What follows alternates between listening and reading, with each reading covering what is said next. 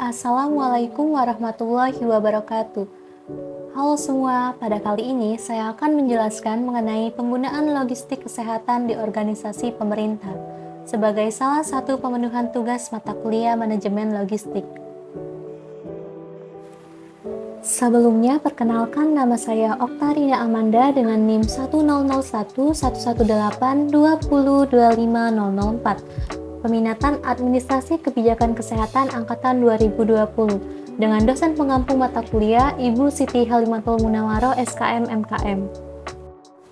Sebelum membahas lebih lanjut, yang pertama kita perlu mengetahui apa itu logistik dan manajemen logistik.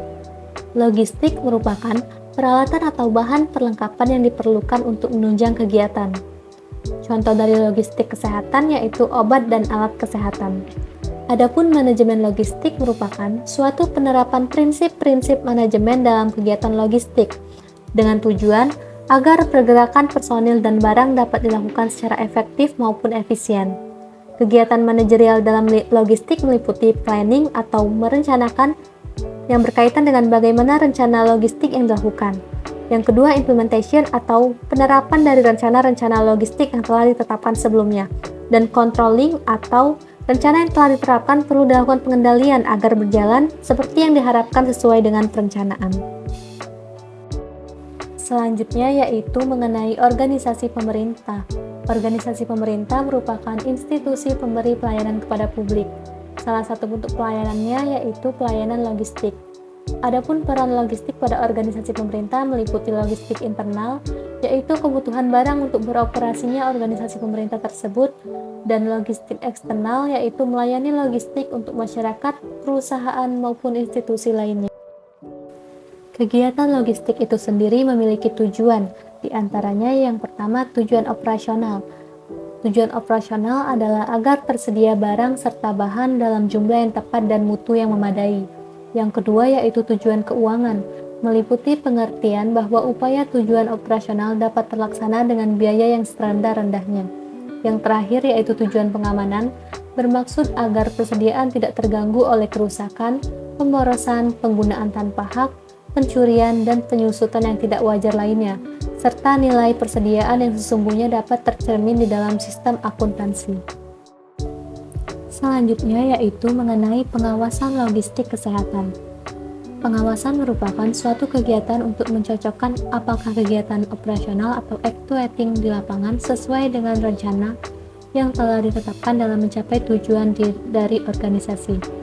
Tujuan dari pengawasan itu sendiri, yang pertama menjaga agar tidak terjadi kekosongan persediaan, yang kedua menjaga agar tidak terjadi persediaan yang berlebihan, yang ketiga menjaga agar tidak terjadi pengobatan dengan biaya yang besar, yang keempat menjaga agar tidak terjadi kehilangan persediaan, kerusakan atau pengaruh lingkungan, dan yang terakhir menjaga agar tidak terjadi penyalahgunaan. Adapun jenis-jenis pengawasan terdiri dari 8, yaitu kontrol karyawan, kontrol keuangan, kontrol produksi, kontrol waktu, kontrol teknis, kontrol penjualan, kontrol inventaris, dan kontrol pemeliharaan. Selanjutnya yaitu mengenai hal-hal penting dalam pengawasan. Yang pertama yaitu pengawasan fisik. Karena logistik terdiri dari bentuk fisik, baik inventaris ataupun persediaan bahan habis pakai yang dapat disalahgunakan atau hilang atau dicuri. Yang kedua, pengawasan akuntansi. Timbul karena adanya pencatatan, kartu persediaan, dan laporan. Dan yang terakhir yaitu pengawasan jumlah kebutuhan untuk memastikan perencanaan yang dibuat sebaik mungkin sehingga persediaan yang ada mendekati jumlah kebutuhan yang tepat. Dalam melakukan pengawasan logistik kesehatan diperlukannya proses pengawasan. Adapun prosesnya yaitu yang pertama menentukan standar yang akan digunakan, lalu mengukur pelaksanaan atau hasil yang telah dicapai, dan yang terakhir membandingkan pelaksanaan atau hasil dengan standar, pemeriksaan fisik, dan menentukan penyimpangan yang ada. Selanjutnya yaitu mengenai cara dan metode pengawasan. Yang pertama itu ada pengawasan langsung, di mana pengawasan ini dilakukan oleh atasan atau pengawasan fungsional dilakukan dengan cara inspeksi langsung, observasi di tempat, dan laporan. Yang kedua itu ada pengawasan tidak langsung, yang merupakan pengawasan jarak jauh, artinya dengan melalui laporan-laporan. Yang ketiga yaitu pengawasan berdasarkan kecualian, yang merupakan pengawasan yang khusus karena didapatkan kesalahan luar biasa dari pengawasan langsung ataupun tidak langsung. Selanjutnya yaitu mengenai pengendalian penggunaan logistik kesehatan. Adapun fungsi pengendalian merupakan fungsi inti dari pengelolaan kelengkapan yang meliputi usaha untuk mengawasi dan mengamankan keseluruhan pengelola logistik. Fungsi pengendalian ini mengandung kegiatan-kegiatan berupa inventarisasi, pengawasan, serta evaluasi. Pengendalian logistik kesehatan terdapat beberapa sarana, di antaranya yang pertama struktur organisasi. Struktur organisasi ini berfungsi agar dapat melakukan pengendalian seefektif mungkin, maka harus jelas tugas pokok dan ruang lingkup organisasi suatu unit. Yang kedua yaitu sistem dan prosedur, di mana landasan peraturan merupakan dasar utama pengendalian khusus titik tolak di mana persoalan-persoalan harus diselesaikan. Yang ketiga yaitu tugas, personil yang disiplin, cakap, dan terampil sangat meringankan beban pengendalian. Dan yang terakhir yaitu peralatan. Tidak selalu barang fisik, tapi bisa buku petunjuk, standar-standar, dan sebagainya yang merupakan sarana dalam memperlancar suatu sistem. Selanjutnya mengenai standar pelayanan kefarmasian di rumah sakit.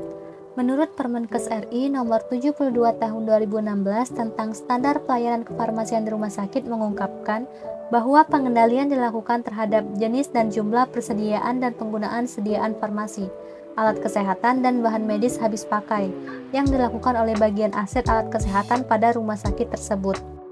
Pengendalian ini dilakukan oleh instalasi farmasi harus bersama dengan komite atau tim farmasi dan terapi di rumah sakit. Selanjutnya yaitu mengenai standar pelayanan kefarmasian di puskesmas. Menurut Permenkes RI nomor 74 tahun 2016, pengendalian mutu pelayanan kefarmasian merupakan kegiatan untuk mencegah terjadinya masalah terkait obat atau mencegah terjadinya kesalahan pengobatan atau medikasi yang bertujuan untuk keselamatan pasien. Adapun unsur-unsur yang mempengaruhi mutu pelayanan, yang pertama yaitu unsur input, yang kedua proses, dan yang ketiga yaitu lingkungan. Pengendalian persediaan farmasi. Pengendalian sediaan farmasi terdiri dari pengendalian persediaan, pengendalian penggunaan, dan penanganan sediaan farmasi hilang, rusak, dan kadaluarsa. Tujuannya adalah agar tidak terjadi kelebihan dan kekosongan obat di unit pelayanan kesehatan dasar. Salah satu indikator pengendalian yaitu safety stock, dikarenakan safety stock memastikan akan kecukupan alat kesehatan dan obat, sesuai dengan definisi pengendalian yang memastikan logistik digunakan sebagaimana mestinya. Yang terakhir yaitu mengenai kegiatan pengendalian mutu pelayanan kefarmasian. Terdapat 3 tahap, yaitu yang pertama perencanaan, kedua pelaksanaan, dan yang ketiga tindakan hasil monitoring dan evaluasi. Baiklah, sekian penjelasan dari saya ucapkan terima kasih. Wassalamualaikum warahmatullahi wabarakatuh.